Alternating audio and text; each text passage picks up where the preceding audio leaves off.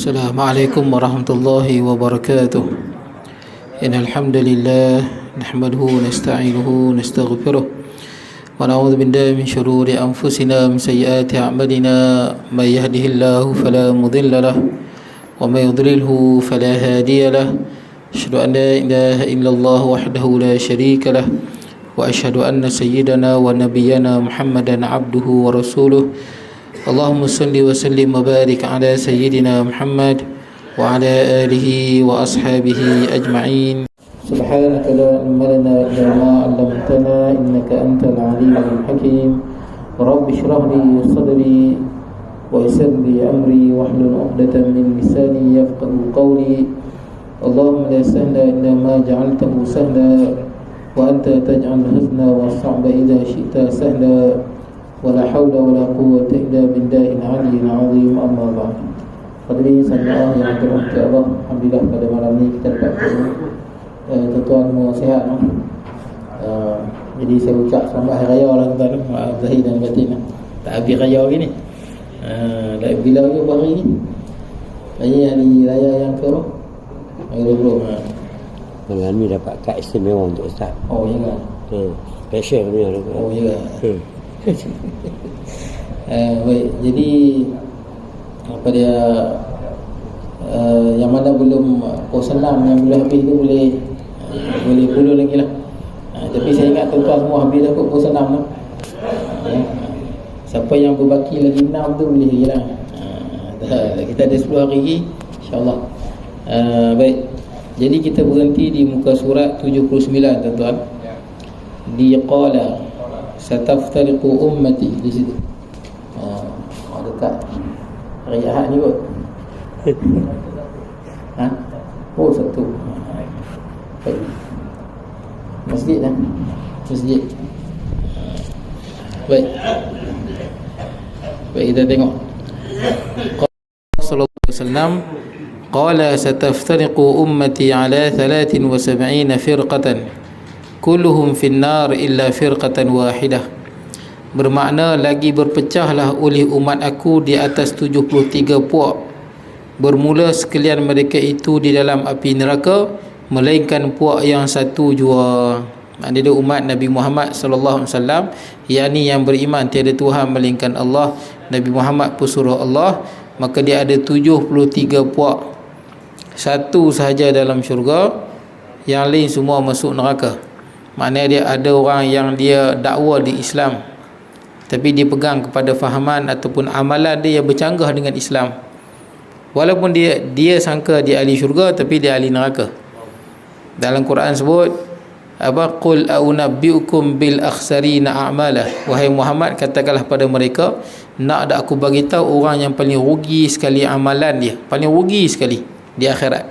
Alladzina dhalla sa'yuhum fil hayatid dunya, yang mana orang yang mana kerja dia, perbuatan dia, tindak tanduk dia, akidah dia sesat. Kat dunia sesat dia. Tapi dia wayahsabuna annahum yuhsinuna sun'a. Tapi dia sangka apa? Dia sangka dia ahli syurga. Dia sangka dia orang Islam, dia semayang, dia rasa rupanya dia ahli neraka. Contoh yang paling mudah adalah Khawarij. Khawarij satu firqah yang sesat. Tuan-tuan kalau baca berkenaan dengan Khawarij, tuan-tuan pelik tuan-tuan. Tuan-tuan geleng kepala lah. Khawarij satu puak yang kebanyakannya hafal 30 juzuk, hafal 30 juzuk Quran.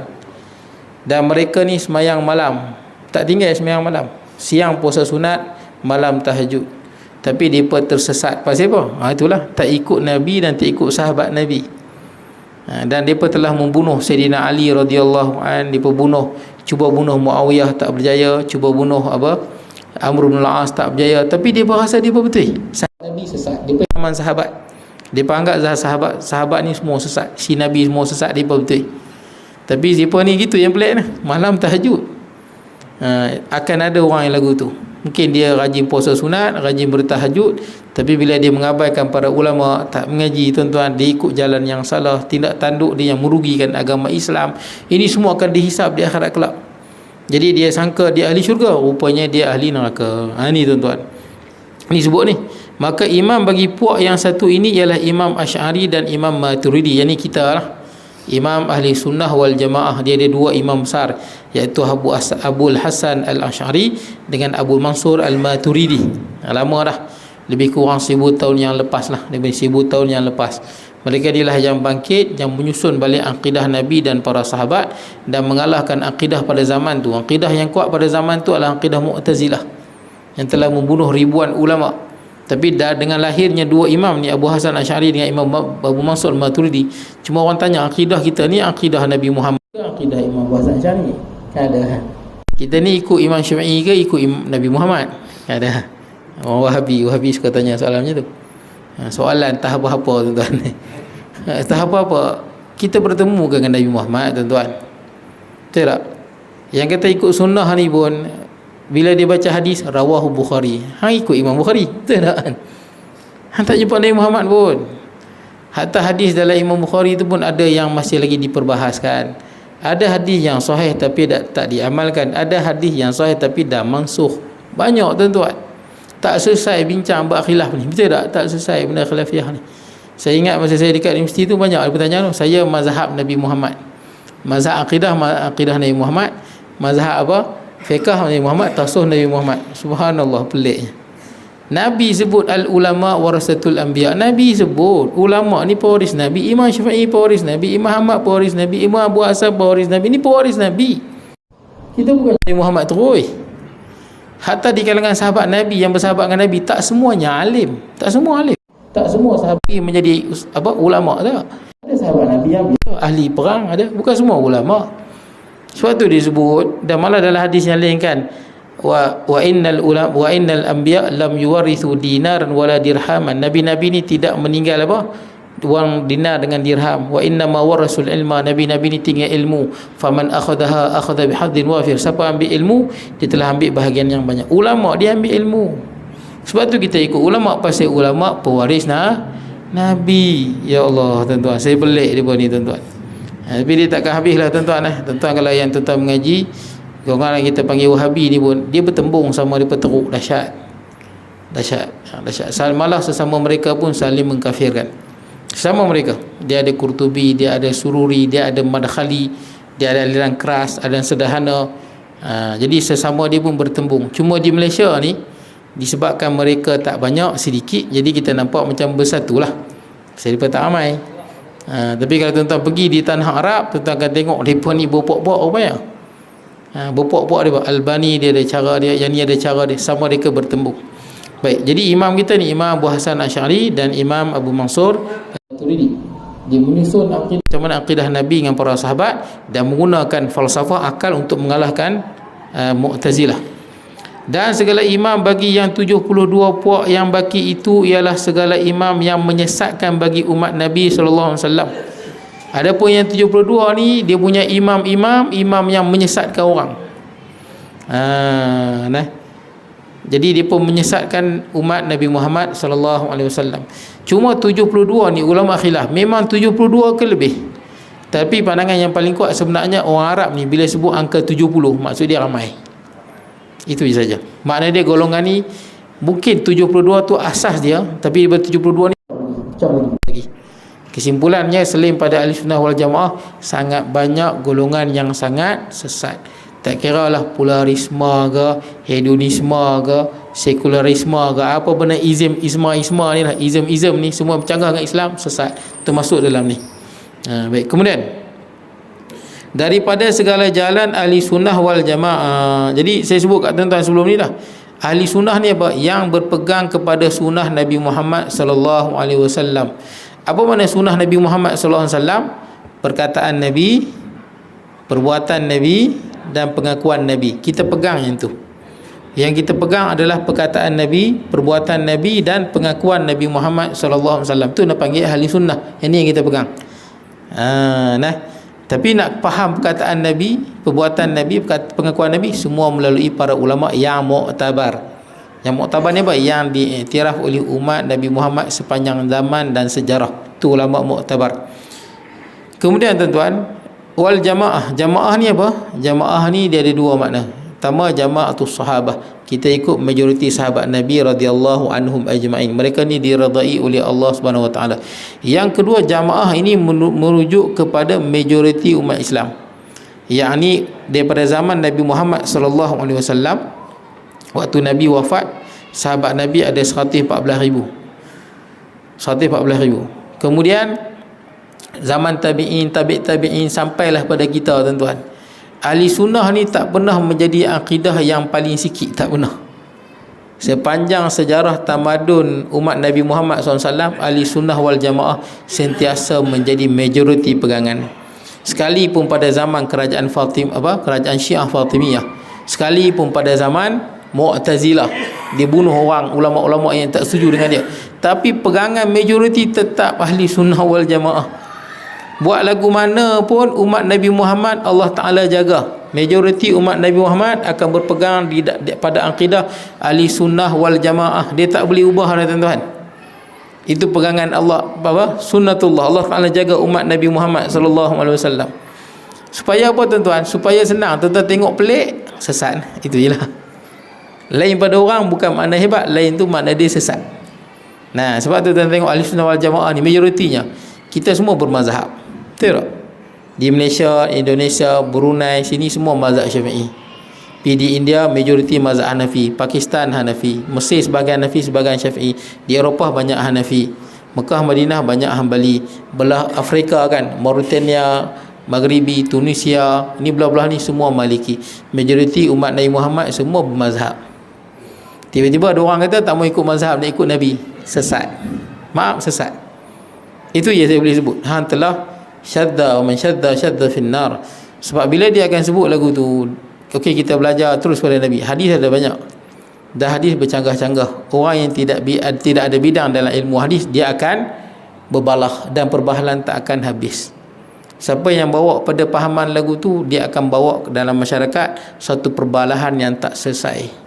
Dan benda ni disukai oleh musuh Islam, oleh orang kafir, oleh penjajah. Dia suka. Pasal apa? Umat Islam duduk bertelagah. Dalil ni kuat lah, dalil ni tak kuat lah, mazhab ni betul lah, mazhab ni tak betul lah. Orang kafir suka benda tu. Biar umat Islam bertelagah dengan benda-benda yang tak patut bertelagah. Patut benda dah selesai. Dah selesai lama dah. Tapi ditimbulkan balik benda-benda ni. Kononnya pengikut pandangan ni lebih kuat. Boleh nak tarjih, tapi yang tarjih ni adalah badan-badan macam fatwa. Boleh lah. Fatwa Penang ke, fatwa negeri mana-mana lah, tuan-tuan. Bila dia fatwa tak apalah, untuk kepentingan penduduk sebuah negeri. Tapi untuk individu ni jangan. Kalau nak amal pun amal secara individu. Baik, kemudian di merata-rata negeri, maka segala imam bagi puak yang 72 itu paling takut daripada Dajjal. Maksud dia apa? Nabi takut. Pemimpin-pemimpin yang sesat ni lebih Nabi takut. Pemimpin-pemimpin ajaran sesat ni Nabi lebih takut daripada Dajjal sekalipun. Pasal apa Nabi lebih takut ni? Nabi nanti sebut. Kerana Dajjal itu ada tertulis pada dahinya, ini kafir. Dajjal ada tulis atas kepala dia ni, kaf alif fa ra, kafirun. Dajjal senang, kat dahi dia ada. Masalah dia pemimpin-pemimpin ajaran Khawarij, Mu'tazilah, Syiah dan sebagainya ni, kat dahi dia tak tulis. Kat tulis senang kita tengok. Khawarij apa? Kafir. Senang, dia tak tulis. Dia pun dengan lakonan dia, dengan cara dia nampak zuhud dan sebagainya, nak menyesatkan orang lain. Itu yang bahaya tu.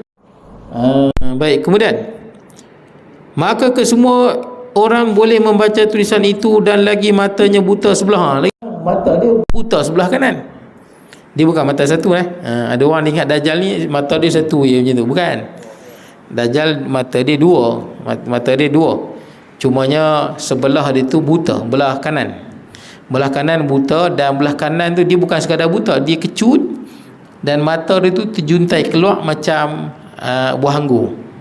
Maksud dia mata dia ni kecut dan terkeluar macam buah anggur. Itu sembuai. Jadi tak nampak belah kanan ni. Yang nampak belah mana? Yang nampak belah kiri dia. Jadi bila kita tengok Dajjal, kita tahu ni Dajjal lah.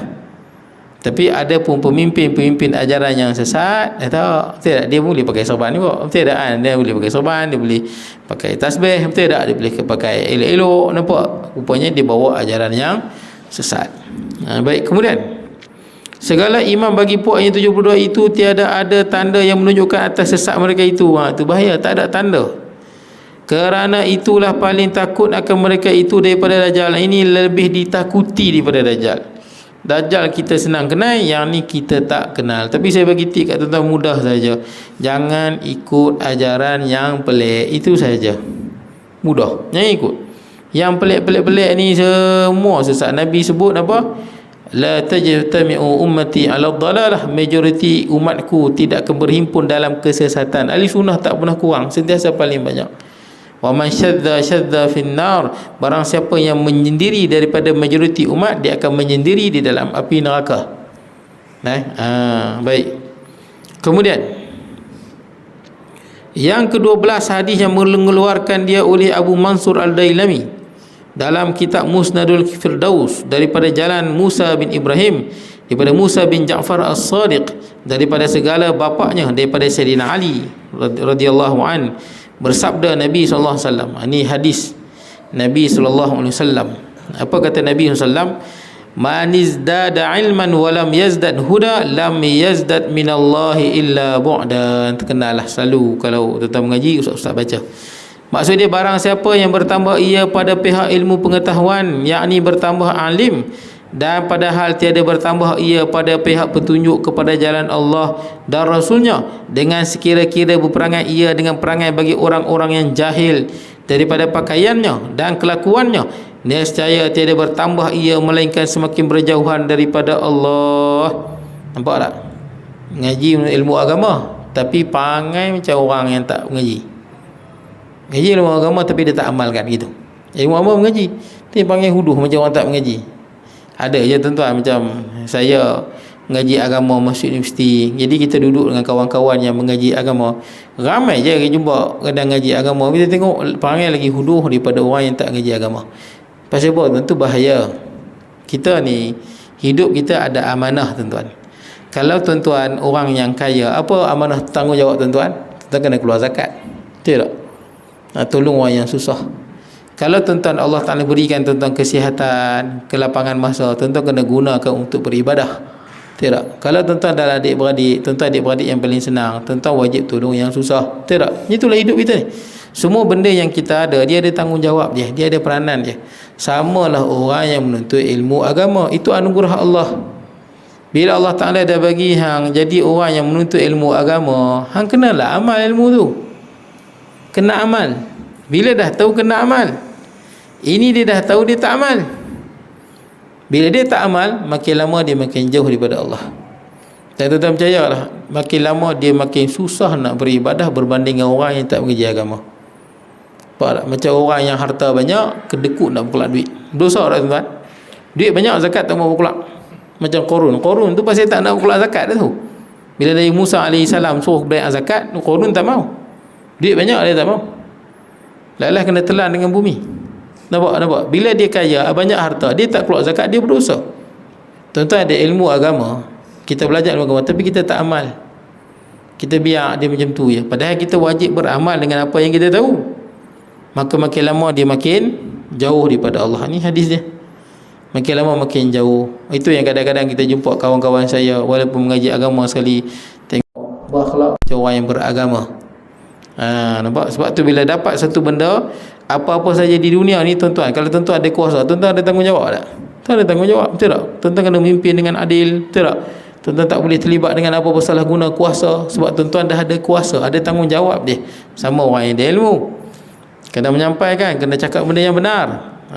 Baik, kemudian nescaya tiada bertambah yang melainkan semakin jauh daripada Allah, dengan sekira tiada laku dan tiada diterima permintaan daripada Allah Ta'ala pada hari kiamat. Nampak tak? Pada hari kiamat Allah Ta'ala tak pandang dia. Pasal apa? Dulu kat dunia dia ada ilmu, dia tak amalkan. Bahaya tuan-tuan. Dan saya ingat, saya pernah sebut kat tuan-tuan hadis Nabi yang sangat menakutkan bagi orang yang ada ilmu dan mengajak, terutama para ustaz lah. Masuklah saya mana-mana lah ustaz, ada hadis dia yang sangat menakutkan, yang mana Nabi SAW sebut hadis daripada Usamah bin Zaid cerita, yang mana pada hari kiamat nanti ada seorang lelaki yang dicampak dalam api neraka. Fatan daliku aqtabu batnihi, bila dilempar dalam api neraka, perut dia pecah, perut dia pecah, terburai dia punya isi perut dia pecah, terburai. Fayaduru haulahu kama yadurul himar haulal himar. Bila perut dia pecah, terburai, maka dia sakit sangat. Laki ni dia terlalu sakit sebabkan dia punya usus dia semua duduk kat luar. Maka dia mengeliling usus dia tu seperti mana kaldai mengelilingi tempat gandum. Gandum bila dia nak bagi pecah gandum tu guna kaldai duduk kisar. Macam tu.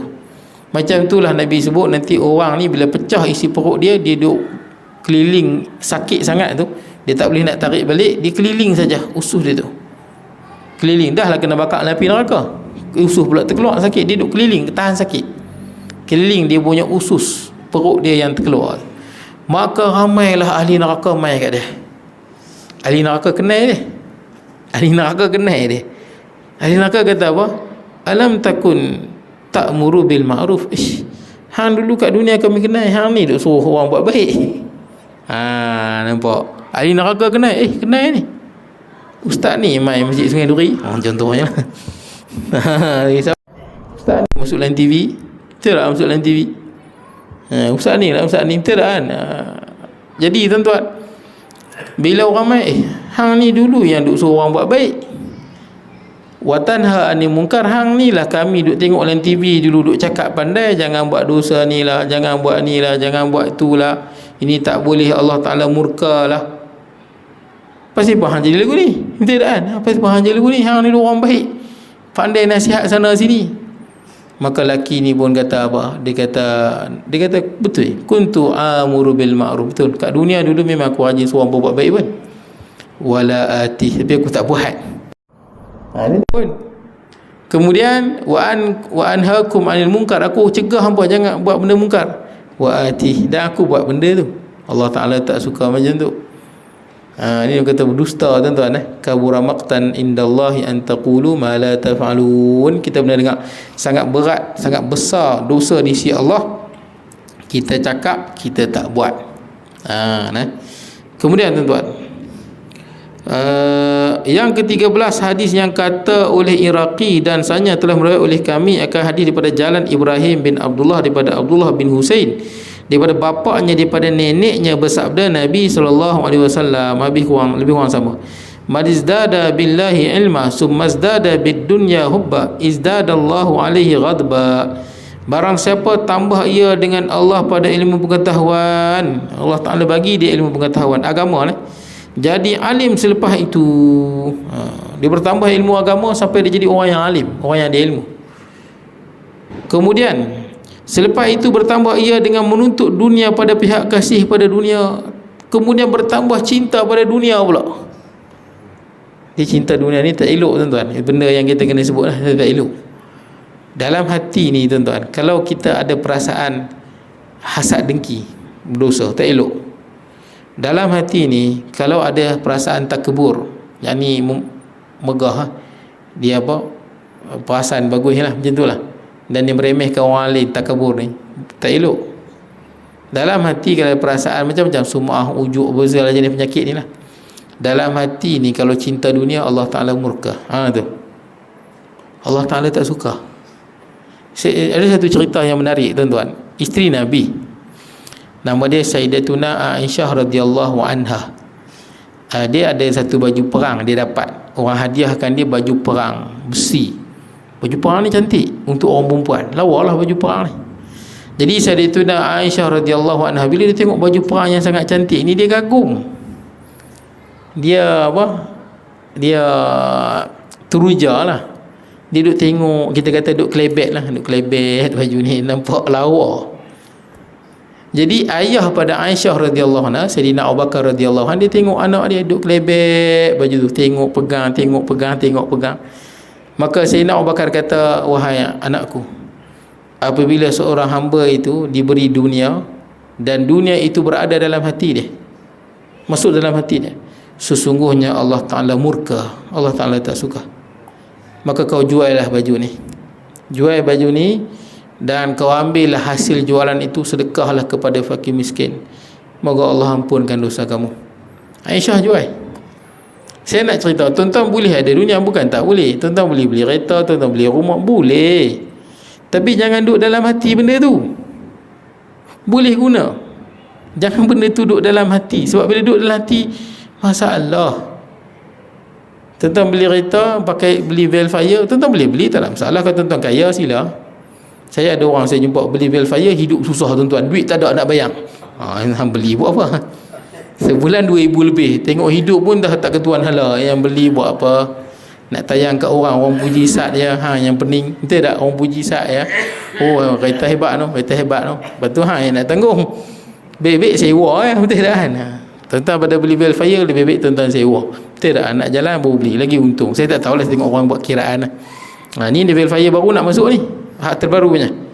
Bukan yang ada atas jalan ni. Yang atas jalan tuan-tuan duk tengok ni hak lama ni. Dia ada hak terbaru lagi.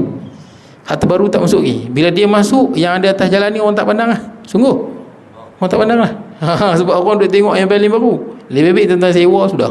Kalau tuan-tuan kaya, tuan-tuan belilah. Saya nak ceritanya tuan-tuan, dia tak boleh duduk dalam hati. Tuan-tuan nak beli kereta mahal.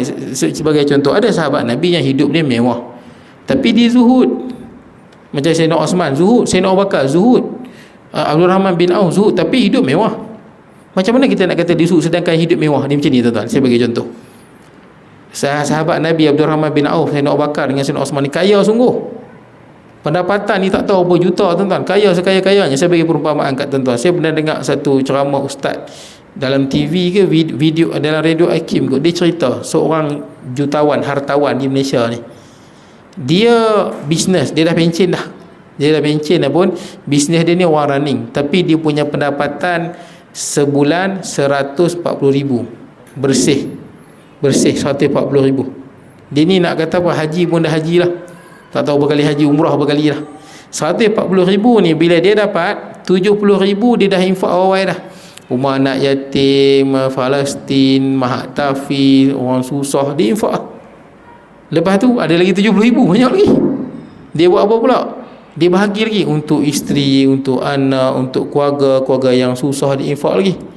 Dan baki lagi di tangannya 20,000. 20,000 ni lah dia beli apa saja yang dia nak. Orang lagu ni kalau pakai Ferrari pun dia zuhud. Kenapa saya kata zuhud? Kalau dia tak zuhud, dia takkan belanja duit dia lagu tu. Betul tak? Qarun kaya tuan-tuan, yang amat-amat. Tuan-tuan gali balik belakang rumah tuan-tuan, gali-gali jumpa harta. Tuan-tuan kata apa? Harta Qarun kat Mesir tu. Kaya sungguh. Qarun ni dia tak zuhud. Sebab tu dia tak boleh keluar zakat sikit. Orang lagu ni memang zuhud. Kalau dia tak zuhud, macam mana dia boleh keluar harta punya banyak?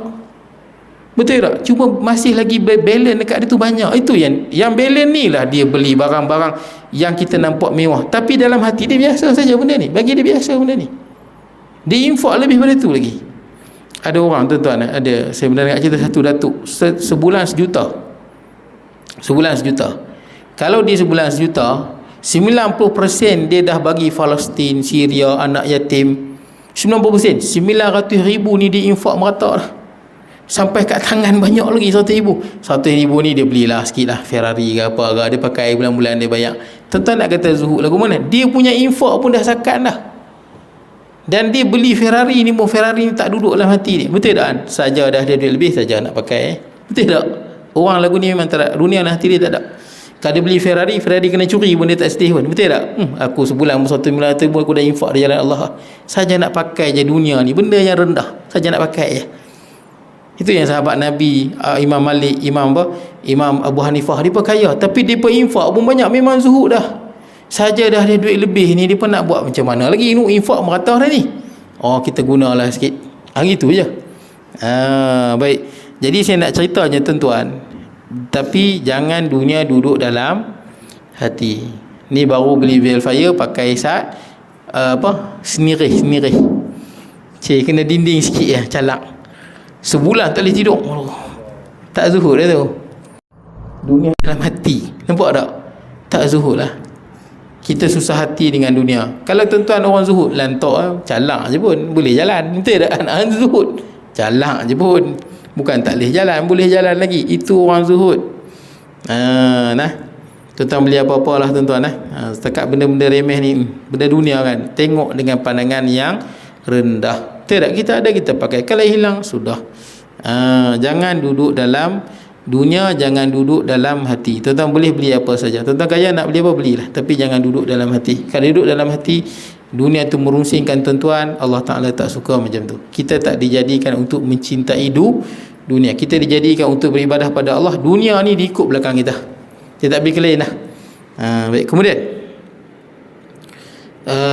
mana ni? Baik, kemudian menuntut dunia pada pihak kasih dunia. Makin kasih dunia tu, makin kasih dunia, dan dengan berkehendak jadi merdeka ke padanya, atau hendak jadi jutawan ke jawatan kerajaan dunia. Dia percaya bertanggung Allah Ta'ala atasnya apa tu? Kalau ghadban tu kemurkaan. Ni saya tak tahulah, tapi hak Arab tu ghadban maksud dia kemurkaan.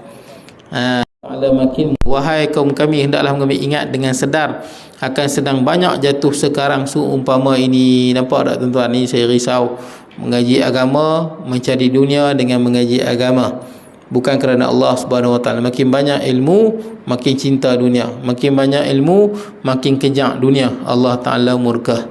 Sepatutnya lagi banyak ilmu, makin kenal Allah, makin kenal akhirat, makin kenal syurga, makin kurang cinta terhadap dunia.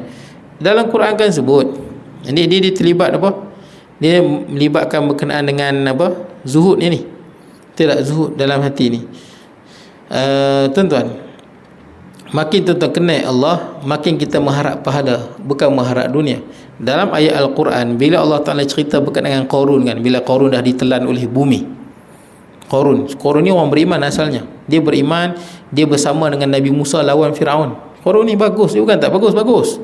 Dia sepupu Nabi Musa, keturunan ahli keluarga Nabi Musa lagi ni.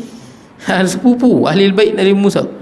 Tapi dia tak nak bayar zakat. Bila Allah Ta'ala tenggelamkan Qarun, maka Allah Ta'ala sebut wabtaghi fima atakallahu daral akhirah.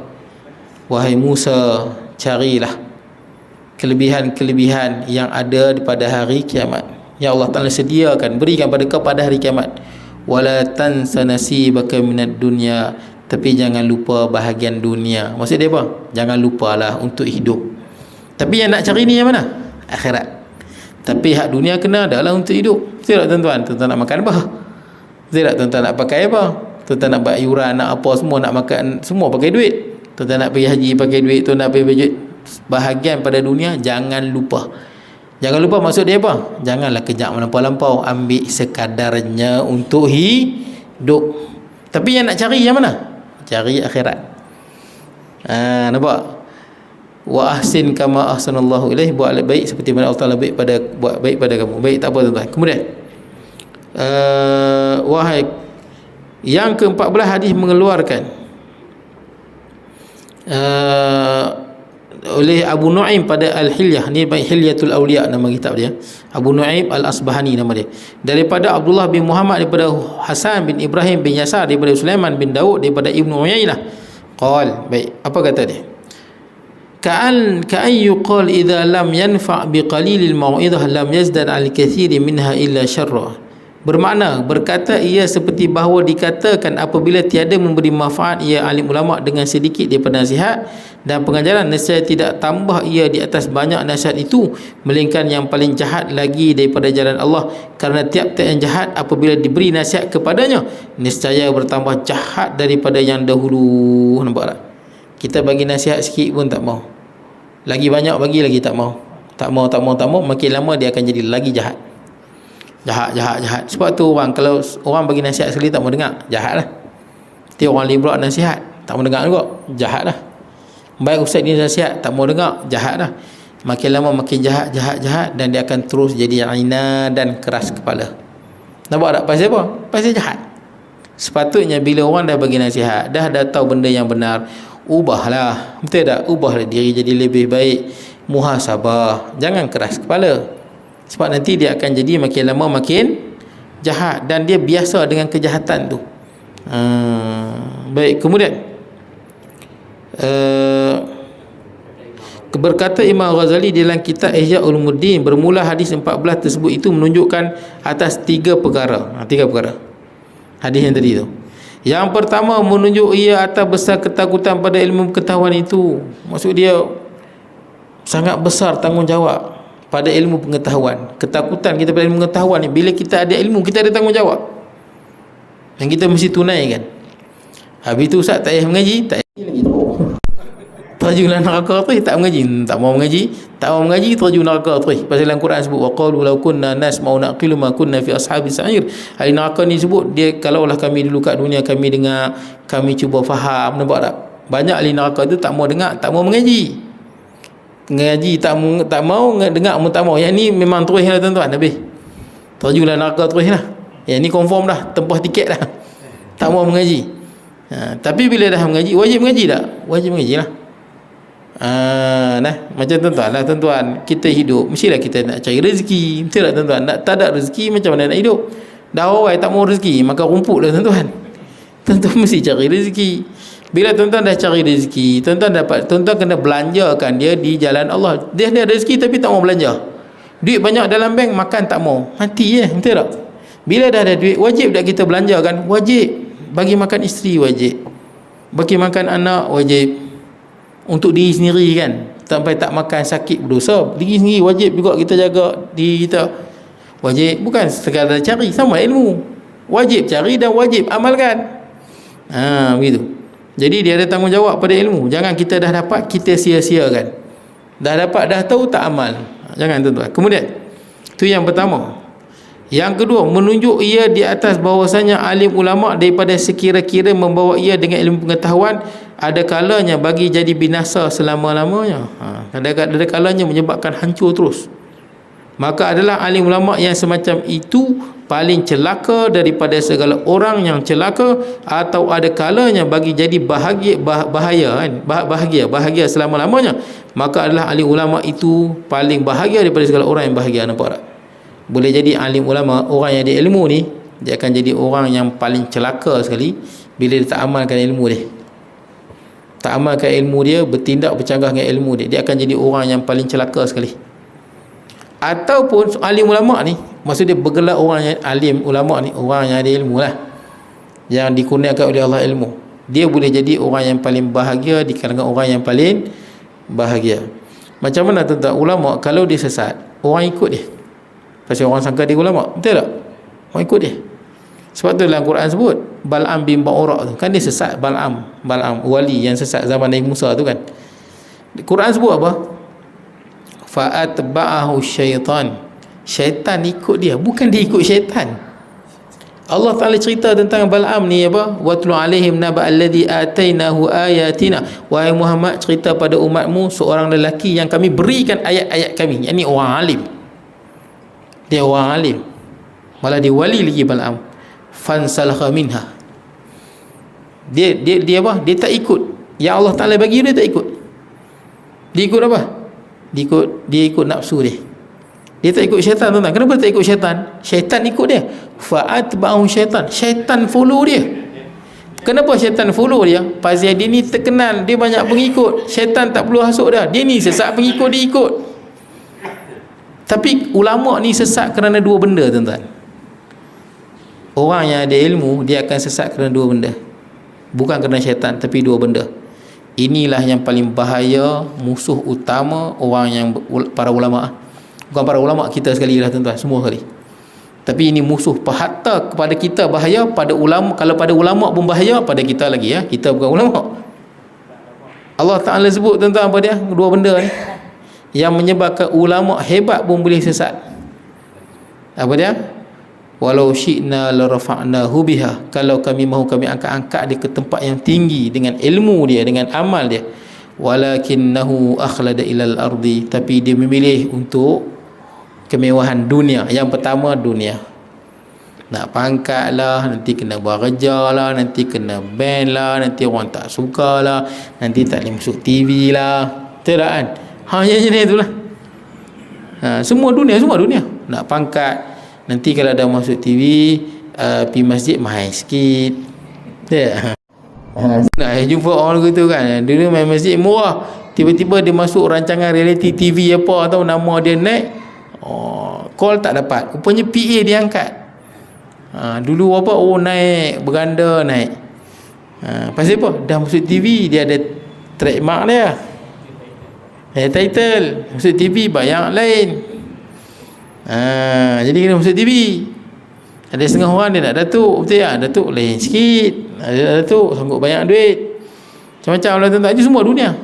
Dia nak dunia. Walakinnahu akhlil ard. Nombor satu dia nak dunia. Nak harta. Dia nombor satu orang suka kat dunia ni. Bukan harta sangat. Orang suka pangkat tuan-tuan. Kedudukan dalam hati manusia. Orang cukup suka macam tu. Orang nak kedudukan dalam hati manusia. Tak ada duit pun tak apa. Tapi biar seluruh Malaysia kenal aku orang yang paling zuhud di Malaysia. Dia suka tu. Biar semua orang kenal aku dengan sebutan yang baik-baik. Tak boleh cari benda ni. Orang yang ikhlas beramal Allah Ta'ala bagi. Imam-imam mazhab ikhlas, Allah Ta'ala angkat nama dia. Bukan dia angkat diri dia. Yang pertama dunia. Kemudian wattaba'a hawa, dan diikut nafsu dia. Dua saja.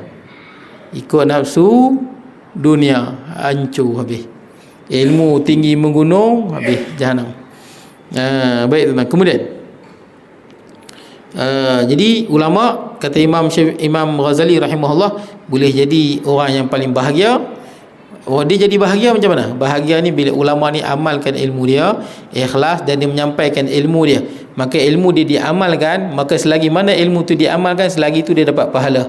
Imam Syafi'i rahimahullah meninggal lama dah tuan-tuan, tapi pahala berjalan kat dia. Kita dua amal mazhab dia. Imam Nawawi ni mengarang kitab ni. Syekh Osman Jalaluddin mengarang kitab ni, mudir pondok apa ni? Pondok tu dekat sini ni, penanti, mudir pondok penanti ni. Kita baca ni pahala dapat lagi tuan-tuan. Itu ulama yang paling bahagia, ilmu dia diamalkan. Kemudian yang ketiga, menunjuk di atas segala hadis yang tersebut itu bahwasanya alim ulama manakala ia masuk dengan berbimbang pada ilmu pengetahuan itu, iaitu dengan amal segala ilmu pengetahuan dan mengajar atau nasihat akan kaum muslimin, sesungguhnya dengan kelakuan yang tersebut itu ditegahkan alim ulama itu daripada jadi kebinasaan. Maka bermula tahqiq pada ini makam bahwasanya nasihat asal ilmu pengetahuan itu menggemarkannya, berfaedahnya bagi jadi kebahagiaan dunia dan akhirat. Mana dia apa? Bila alim ulama tu dia ada ilmu pengetahuan, dia amalkan ilmu tu, dia bagi nasihat pada orang yang lain, ini semua akan menggemarkan dia kepada benda-benda akhirat. Nah, tuan-tuan isyak pukul apa tuan-tuan? Jam tak bunyi. Isyak belum? Saya rasa macam masuk belum no? Masuk belum? 8 apa isyak? 8.37 kan? 8.37. Okey, baik. Baik, bahwasanya asal ilmu pengetahuan itu menggemarkannya faedah bagi jadi kebahagiaan dunia dan akhirat. Bila ahli ulama tu amalkan ilmu tu, menyampaikan ilmu tu, maka ilmu itu akan beri kebahagiaan pada dia. Dan bahwasanya asal zahid itu, zahid ni zuhud. Zuhud ni susah tuan-tuan saya nak bahas tentang zuhud ni, sebab takrif dia banyak ni, takrif zuhud. Banyak nanti disebut lagi zahid ni. Tapi pendek katanya, orang zahid ni, orang zuhud ni lah, dia an-nazar ila dunya binazril zawal. Dia tengok dunia dengan pandangan yang rendah. Dia tak ada apa pun. Dia pakai kereta Myvi dah 10 tahun. Tiba kawan beli, jiran beli Velfire. Dia tengok bagus, tahniah, tapi hati dia tak ada apa-apa. Tak adalah, kena beli juga Velfire ni. Mana dia ada dunia lah hati. Saya tak cerita, kalau tuan-tuan kaya, memang sebulan 1 juta, belilah, memang dah kaya. Orang tak boleh komen dah tuan-tuan tak zuhud. Tuan-tuan infak pun dah 900,000. Kalau orang tak zuhud tak boleh, betul tak? Orang kalau tak zuhud ni, hati dia ada dunia, dia pendapatan 10 juta, nak keluar RM1 pun kedekut. Tak? Sebulan 200 juta, nak bawa keluar 10,000 pun kedekut. Ini pendapatan 1 juta, 900,000 infak, tinggal 100,000 je kat dia. BP lah dia nak pakai Ferrari ke apa ke. Betul tak kan? Dia memang dah zuhud dah pun, saja nak pakai daki dunia nak mudah. Ni kalau kita yang tak ada duit ni, tak, duit pun tak ada, infak pun tak banyak sangat, kita susah hati. Mana dia ada dunia dalam hati. Tuan-tuan hidup berjiran, jiran tuan-tuan renovate rumah, buat lawa kan, tuan-tuan buat tak jadi. Bukan kata salah, tapi maksud dia dunia tu dia ada pengaruh pada kita. Zuhud ni dunia tidak mempengaruhi kita. Dia tak mengaruh pada kita. Lantaklah nak beli apa pun, tak ada. Asalkan hidupku cukup. Betul tak? Hidupku cukup. Lainlah kalau rumah tuan-tuan bocor, repair lah. Buat elok sikit ke apa. Ni saja tuan-tuan, elok-elok. Dosa tu tak dosa. Tapi maksud dia kita dimiliki oleh dunia. Begitu. 8.42 tuan-tuan. Sikit ya. Kemudian saya habiskan inilah. Menjadikan ketakutan kepada Allah. Zahid itu menjadikan ketakutan kepada Allah, dan bermula faedah ilmu pengetahuan itu ialah berbuat ibadah kepada Allah. Nampak ni? Ini bagus ni. Dan bermula faedah ilmu pengetahuan adalah berbuat ibadah kepada Allah Subhanahu Wa Taala. Bagus kita mengarang ni. Kita berhenti di sini tuan-tuan. Berhenti di sini. Kenapa saya kata bagus kita mengarang ni? Mengaji ilmu agama, banyak-banyak mengaji tafsir, hadis, sirah, akidah, bukan buat modal berbalah dekat Facebook. Modal kita nak dekatkan diri pada Allah. Jangan cari modal nak jadi pengaruh. Betul tak kan? Screenshot sana, hentam sana, hentam sini. Pasal apa? Point nak jadi pengaruh ni bukan dia. Dah kita tengok pun bening. Betul tak kita tengok? Kalah artis gaduh pun tak lagu ni. Ada ilmu agama untuk beramal, baca Quran, berzikir, nasihat pada umat, ikhlas dalam beramal. Betul tak?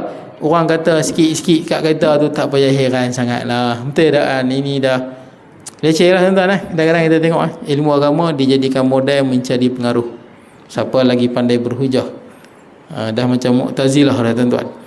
Baik, habislah tuan-tuan. Akan datang kita akan sambung. Maka apabila berhimpun oleh dua perkara ini, di situ. Jadi saya mohon maaf tentang segala kurangan dan sebagainya. Mudah-mudahan kita semua mendapat keampunan daripada Allah Subhanahu Wa Taala. Aqulu qawli hadza wa astaghfirullahal azim li wa lakum sa'il muslimina wal muslimat wal mu'minina wal mu'minat. Bismillahirrahmanirrahim. Allahumma 'allimna ma yanfa'una wa 'zidna